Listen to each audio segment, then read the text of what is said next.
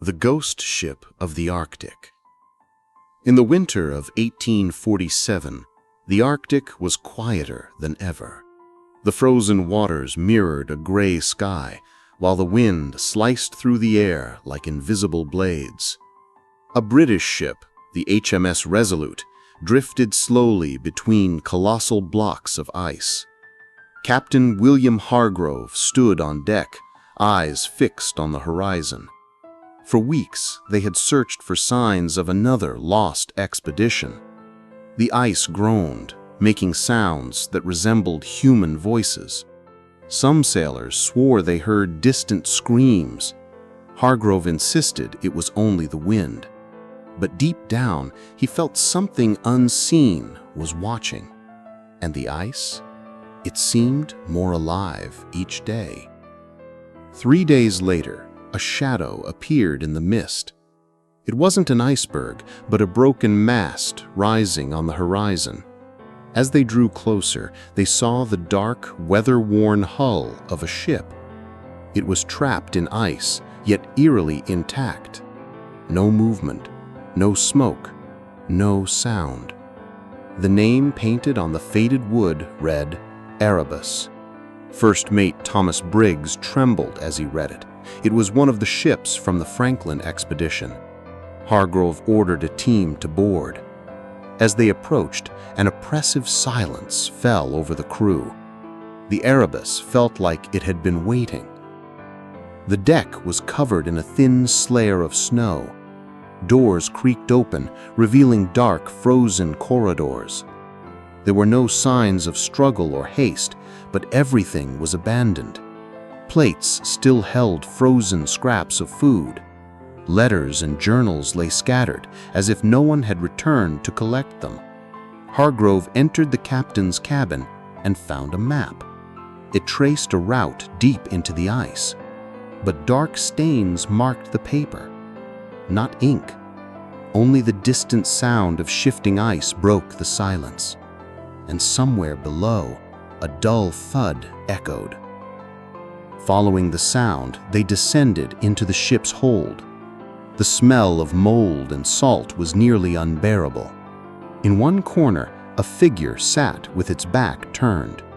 Hargrove approached carefully, calling out. No response. When he touched it, the body fell forward, rigid as stone.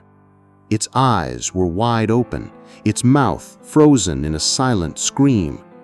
There were no signs of decay. It looked frozen just days ago.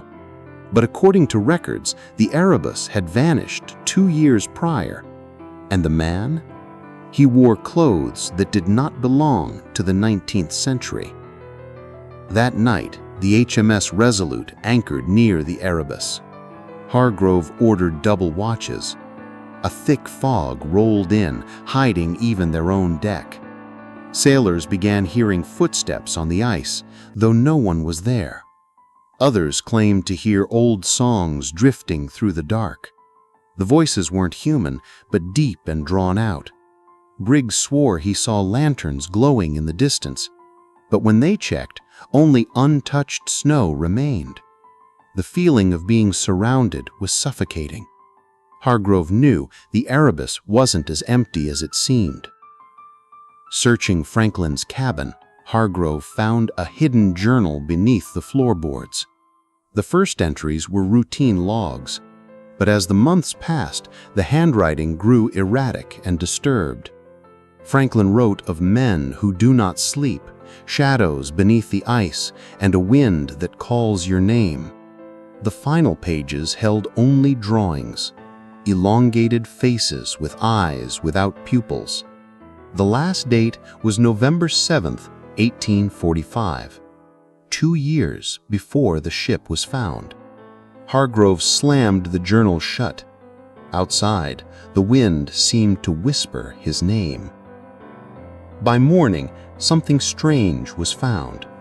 Footprints surrounded the Erebus, fresh in the snow. They weren't boots, but bare, long, thin feet. They led to a point and vanished. Briggs suggested animals, but no one believed it.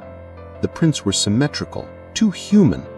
Hargrove ordered everyone to stay near the Resolute, but some sailors became obsessed with following the tracks. 2 never returned, and at night their voices called from within the fog.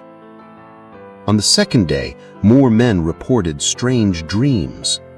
Dreams of green lights under the ice and figures beckoning them closer.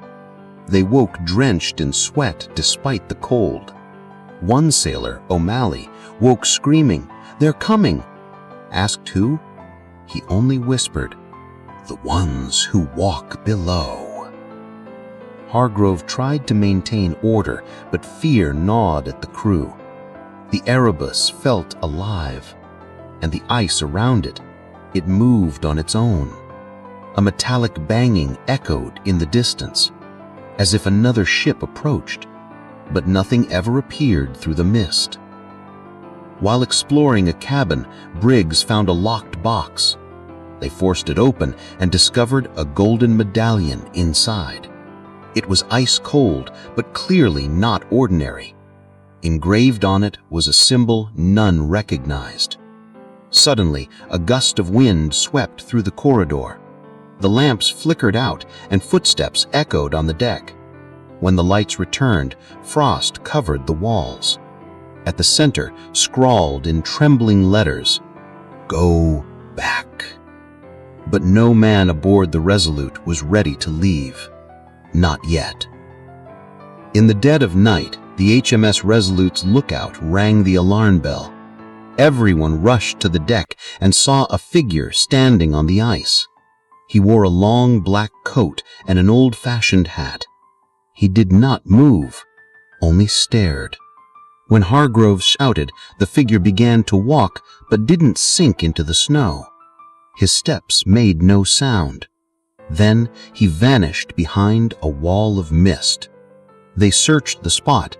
No footprints, only a strip of water-soaked fabric, and tangled in it a single strand of hair, white as ice. On the third day, the search party found a body half a kilometer from the Erebus. It was a Franklin sailor, but the face was wrong. His eyes were pitch black, and his skin looked like ice. When touched, cracks formed and pieces fell off. Inside, no blood, only a mix of snow and frozen water.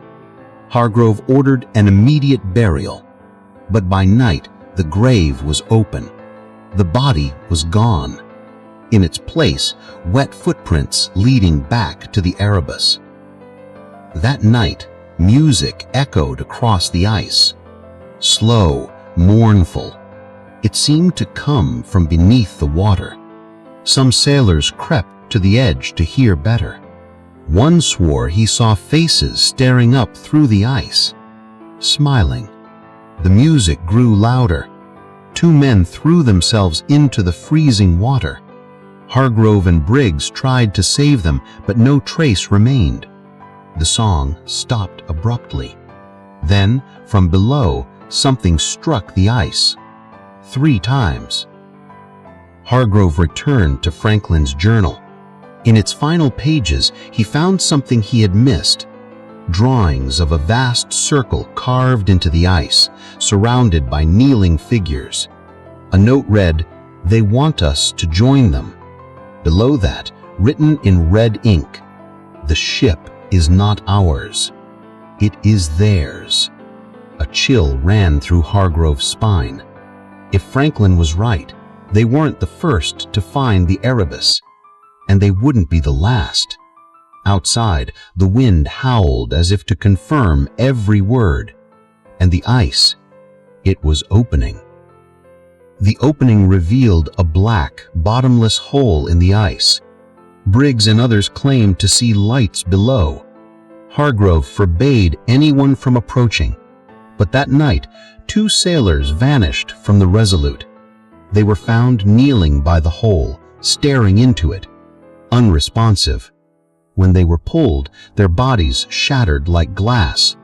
They fell into the pit, and the lights below grew brighter, as if something was rising. The next day, a colossal blizzard struck. Visibility dropped to 0. Wind slammed ice blocks against the Resolute, but the Erebus stood untouched. Through the snow, Hargrove saw the man in black again, standing on the Erebus's deck. He raised a hand and pointed at the Resolute. At that moment, a deafening crack echoed. The Resolute's hull was splitting. Panic spread among the crew. Hargrove knew if they stayed, the ice would devour them. He gave the order to abandon ship and cross the ice on foot. The blizzard tore at the men, but there was no other choice. The Erebus now had lights glowing in its windows, as if it were alive.